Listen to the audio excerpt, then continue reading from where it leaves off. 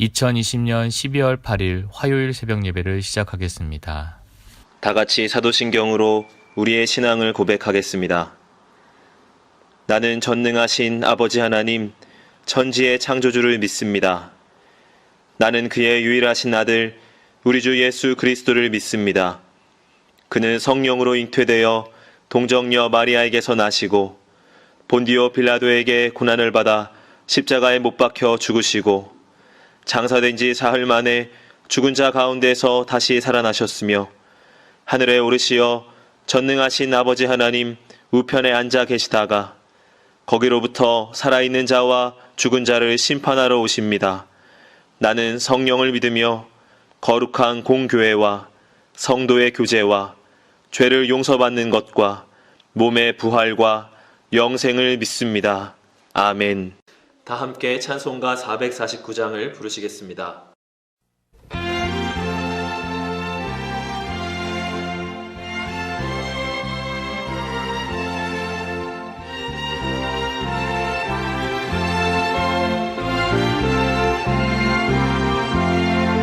예수 따라가며 복음 순종하며 우리 행할 길 환하겠네. 주를 의지하며 순종하는 자를 주가 늘 함께 하시리라. 의지하고 순종하는 길은 예수 안에 즐겁고 복된 길이로다. 해를 당하거나 우리 고생할 때 주가 위로해 주시겠네. 주를 의지하며 순종하는 자를 주가 위해 주시리라. 의지하고 순종하는 길은 예수 안에 즐겁고 복된 길이로다. 남의 짐을 지고 슬픔 위로하며 주가 상급을 주시겠네. 주를 의지하며 순종하는 자를 항상 복내려 주시리라. 의지하고 순종하는 길은 예수 안에 즐겁고 복된 길이로다. 우리 바른 것은 주께 다 드리면 우리 기쁨이 넘치겠네. 주를 의지하며 순종하는 자를 은혜 풍성케 하시리라. 의지하고 순종하는 길은 예수 안에 즐겁고 복된 길이로다. 주를 힘입어서 말씀 잘 외우고 주를 모시고 살아가세. 주를 의지하며 항상 순종하며 주가 사랑해 주시리라. 의지하고 순종하는 길은 예수 안에 즐겁고 복된 길이로다.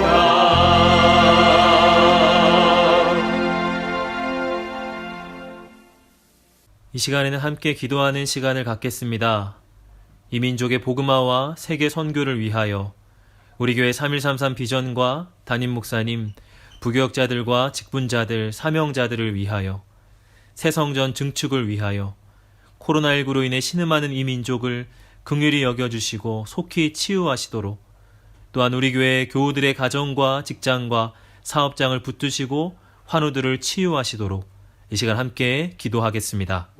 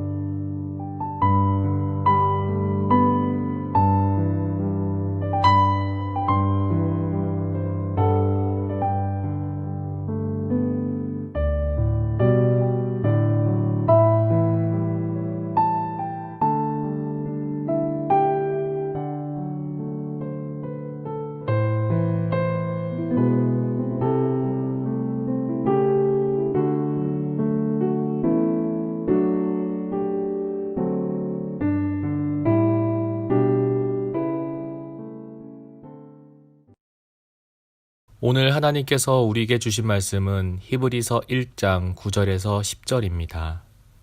주께서 의를 사랑하시고 불법을 미워하셨으니 그러므로 하나님 곧 주의 하나님이 즐거움의 기름을 주께 부어 주를 동료들보다 뛰어나게 하셨다 하였고, 또 주여 태초에 주께서 땅에 기초를 두셨으며 하늘도 주의 손으로 지으신 바라. 아멘.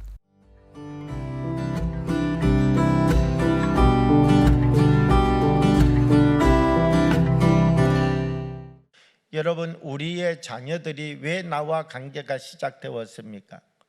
나의 자녀들이 나와 관계가 시작되는 자리는 어디입니까?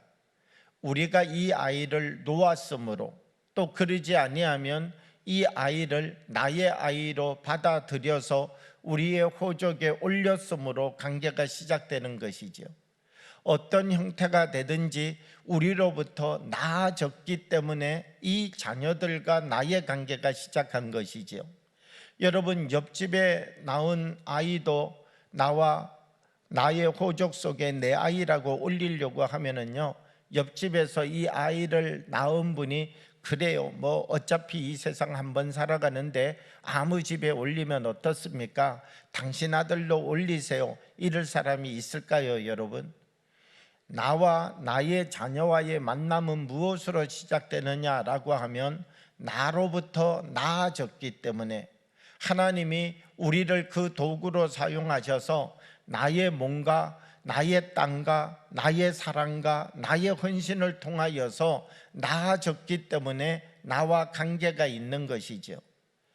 예수님과 우리의 관계, 히브리서를 보게 되면 기독론이 중요한데요, 이 예수님과 우리의 관계는 어떻게 연결되고 만들어지느냐라고 하면 하나님이 우리를 만드셨기 때문에 우리와 연결되어지는 관계의 시작이라는 것입니다.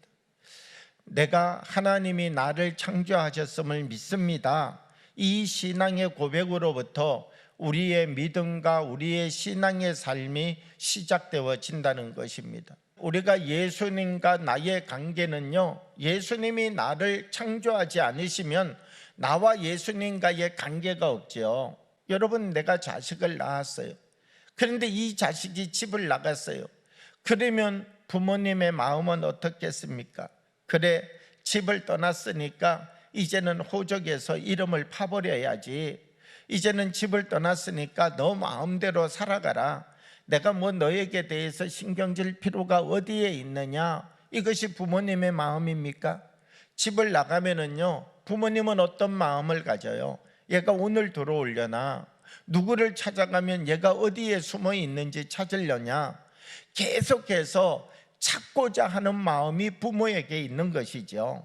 우리가 하나님을 떠나면, 우리가 하나님의 품을 떠나서 하나님의 이 눈동자 속에서 자꾸 벗어나서 저 무화과 나무 뒤에서 삶을 살아가려고 하면 우리를 찾으시는 하나님이시지요. 왜 하나님이 우리를 찾으셔요?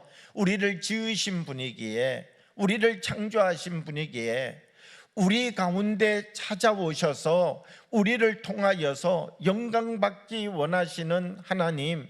왜 영광을 받기 원하셔요? 우리를 지으셨기에, 우리를 만드셨기에 그런 것이죠.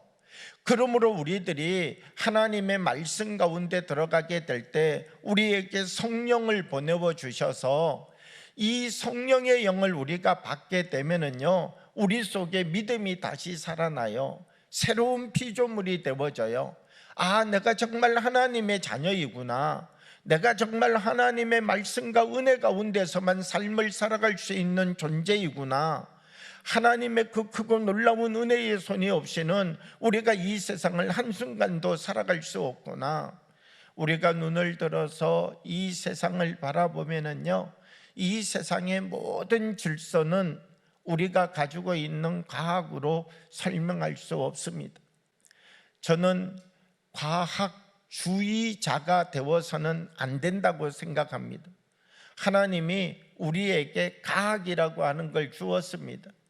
지성이라고 하는 걸 주었습니다. 이성이라고 하는 것을 주었습니다. 그러면 왜 하나님이 우리에게 과학을 주었을까요? 과학주의에 빠지라고요? 그 과학 속에 포로가 되고 붙잡혀서 살아가라고요? 아니요. 과학을 통하여서 이 땅이 얼마나 신비한지 바라보라고요. 과학을 통하여서 우리 한 사람 한 사람의 몸이 결코 하나님의 창조의 손이 아니고는 만들어질 수 없는 존재라고 하는 것을 과학의 눈을 통하여서 바라보고 발견하라는 것이죠. 여러분, 지금 과학이요, 우리의 이 모든 살아가는 세상의 법칙들을 설명해 주고 있습니까? 과학이라고 하는 것이 우리가 살아가는 이 세상의 질서가 어떻게 움직여지고 있는지를 우리들에게 일목요연하게 설명하고 이야기해 줄 수 있습니까? 그렇지 않습니다. 과학은요, 아직 공기의 흐름이 어떤지도 잘 모릅니다. 역학의 관계가 어떤지도 잘 모릅니다. 바이러스가 어떻게 증식이 되어지고 이 바이러스가 어떤 방법을 통하여서 사람의 몸에서 살아남고 죽는지도 정확하게 모릅니다.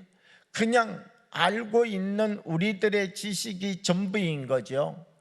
우리가 지금 가지고 있는 이 책에 모르니까 의사들이 이렇게도 해보고 저렇게도 해보고 이 약도 써보고 저 약도 써보고 하는 거죠.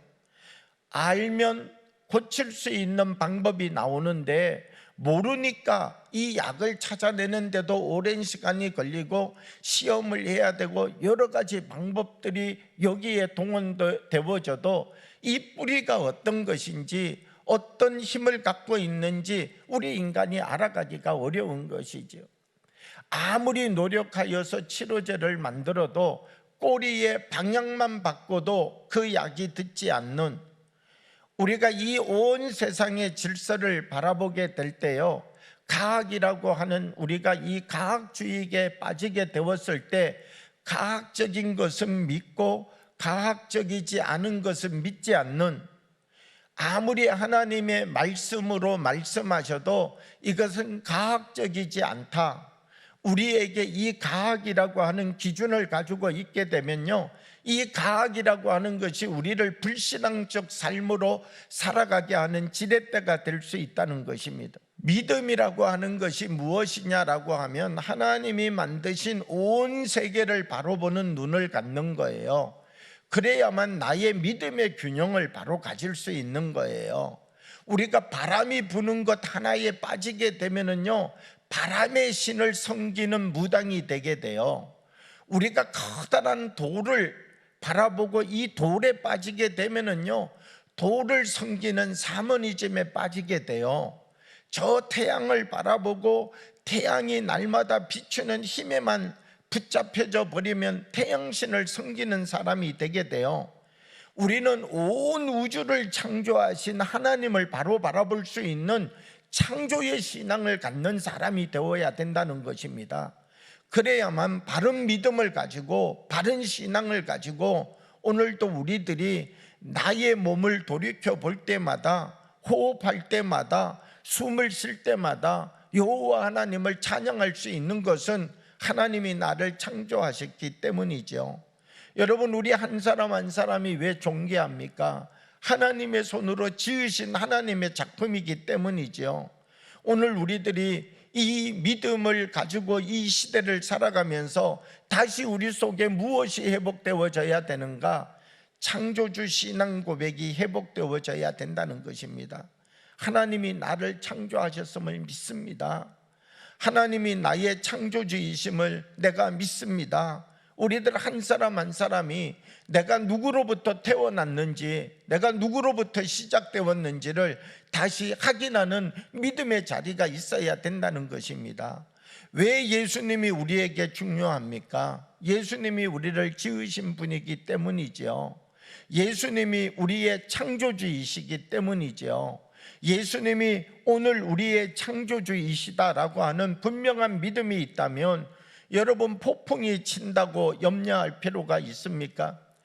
비바람이 몰아친다고 우리가 그 힘에 두려움을 느낄 필요가 있습니까? 요셉이라고 하는 사람 애굽의 노예로 팔려갔습니다. 그러면 여러분, 이 노예라고 하는 자리는 어떤 자리입니까? 모든 꿈이 끊겨져 버리는 자리가 노예라고 하는 자리이죠. 이 모든 현실 속에서 어떤 희망도 어떤 가치도 가질 수 없는 것이 노예라고 하는 자리이죠. 그런데 요셉의 삶을 보면은요, 그는 노예의 삶으로 지금 현실은 노예예요. 그런데 그는 늘 누구를 바라보고 있어요? 하나님을 바라보고 있어요. 왜요? 내가 지금 노예의 삶을 살아가고 있지만 나의 걸음을 인도하시는 분은 하나님이시다. 나를 이끌고 인도하시는 분은 하나님이시다. 지금 현실을 볼 때는요, 사막이 다 막혀 있어요. 동쪽으로 갈 수도 없고 남쪽으로 갈 수도 없고 북쪽으로 갈 수도 없고 또 뒤로 돌아서 갈 수도 없어요. 다 사방이 막혀 있어요. 그럼에도 불구하고 하나님을 바라보는 것이죠. 이 요셉이라고 하는 사람이 현실만을 바라봤다면 그냥 노예로 그의 삶이 끝나는 거예요. 그런데 그가 그 현실 속에서도 하나님을 바라보는 거예요. 왜 하나님을 바라봅니까? 창조주 하나님이시기 때문이죠. 하나님이 나의 인도자이시기 때문이죠. 사망이 다 막혀 있다 할지라도 하나님을 바라보면, 하나님을 의지하면, 하나님의 손을 우리가 붙잡고 있으면 그 하나님께서 한 걸음 한 걸음 우리 속에 주어져 있는 이 삶의 자리에서 하나님의 살아계심의 능력을 우리에게 나타내시고 보여주는 것이죠. 오늘도 우리들이 이 하루를 살아가면서 우리의 창조주 되시는 하나님을 만나는 날이 되기를 원합니다. 오늘도 우리가 이 하루를 살아가면서 하나님의 말씀 속에 더 깊이 들어가서 성령으로 다시 새로운 피조물이 되는 날이 되기를 원합니다. 우리가 하나님 말씀 안에, 말씀이 내 안에 주어지는 순간마다 내가 그 말씀으로 인하여서 하나님의 사람으로 다시 지어져가는, 하나님의 아들로, 하나님의 딸로, 하나님이 우리에게 주시는 은혜의 옷을 덧입고서 그리스도의 거룩한 사람으로 삶을 살아가는 사람들 되어서 우리들 한 사람 한 사람을 통하여서 하나님의 빛이 되고 그리스도의 맛을 드러내는 삶을 살아가는 신실한 하나님과 우리의 관계를 통하여 세상을 바꾸어가는 예수 그리스도의 통로가 되어지는 은혜가 오늘도 우리의 삶 가운데 임하기를 원합니다. 주신 말씀을 생각하며 잠시 묵상으로 기도하겠습니다.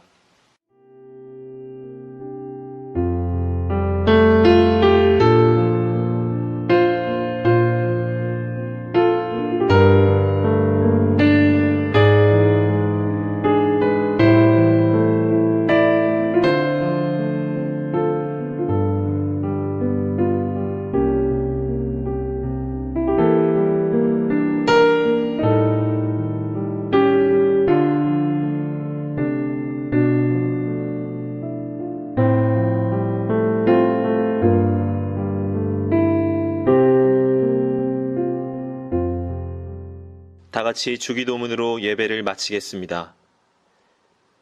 하늘에 계신 우리 아버지, 아버지의 이름을 거룩하게 하시며 아버지의 나라가 오게 하시며 아버지의 뜻이 하늘에서와 같이 땅에서도 이루어지게 하소서. 오늘 우리에게 일용할 양식을 주시고 우리가 우리에게 잘못한 사람을 용서하여 준 것 같이 우리의 죄를 용서하여 주시고 우리를 시험에 빠지지 않게 하시고 악에서 구하소서. 나라와 권능과 영광이 영원히 아버지의 것입니다. 아멘.